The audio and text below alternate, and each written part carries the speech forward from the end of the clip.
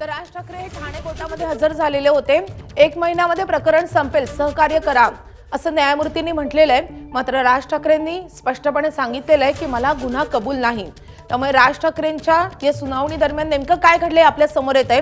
राज ठाकरेंनी हे स्पष्ट केलेलं आहे, कोर्टासमोर सांगितलेलं आहे की मला हा गुन्हा कबूल नाहीये। त्यामुळे राज ठाकरेंच्या सुनावणी संदर्भातली महत्त्वाची अपडेट आता आपण बघतोय। राज ठाकरे काही वेळापूर्वीच कोर्टरूम मध्ये गेलेले होते। त्यानंतर सुनावणी सुरू झाली आणि सुनावणी दरम्यान राज ठाकरेंनी हे सांगितलेलं आहे की मला हा गुन्हा कबूल नाहीये। ठाणे कोर्टातली राज ठाकरेंसंदर्भातली सुनावणी आता संपलेली आहे आणि राज ठाकरे हे त्यांच्या गाडीमध्ये बसून मार्गस्थ झालेत।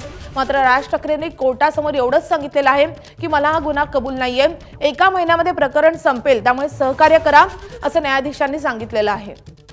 तर राज ठाकरे आता ठाणे कोर्टामधून निघालेले आहेत।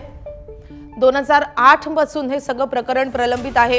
त्या प्रकरणी आधी कल्याण कोर्टामध्ये सुनावणी सुरू होती आणि त्यानंतर आता ठाणे सत्र न्यायालयामध्ये सुनावणी होते आणि या सुनावणी दरम्यान स्वतः राज ठाकरेंना हजर राहण्याचे निर्देश कोर्टाने दिलेले होते आणि त्यानुसार राज ठाकरे आज कोर्टासमोर हजर राहिलेले आहेत। मात्र कोर्टासमोर त्यांनी ही गोष्ट स्पष्ट केलेली आहे की मला हा गुन्हा कबूल नाहीये आणि न्यायाधीशांनी देखील त्यांना सांगितलेलं आहे की तुम्ही सहकार्य करा, 1 महिन्यामध्ये या सगळ्या प्रकरणी सुनावणी पूर्ण होईल। मात्र राज ठाकरे एवढंच बोलून आता निघालेले पण आहेत। आपण बघतोय सुनावणी पण संपलेली आहे, काही मिनिटातच ही सुनावणी संपली आहे आणि त्यानंतर राज ठाकरे मार्गस्थ झालेले आहेत।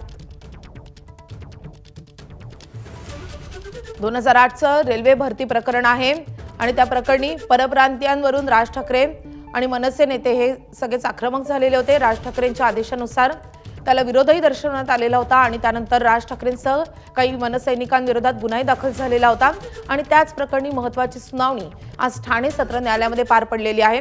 मात्र या सुनावणी दरम्यान राज ठाकरेंनी एक गोष्ट सांगितलेली आहे की मला हा गुन्हा कबूल नाहीये आणि त्यानंतर काही मिनिटातच ही सुनावणी पूर्ण झालेली आहे, संपलेली आहे आणि राज ठाकरे हे तिथून निघालेले आहेत।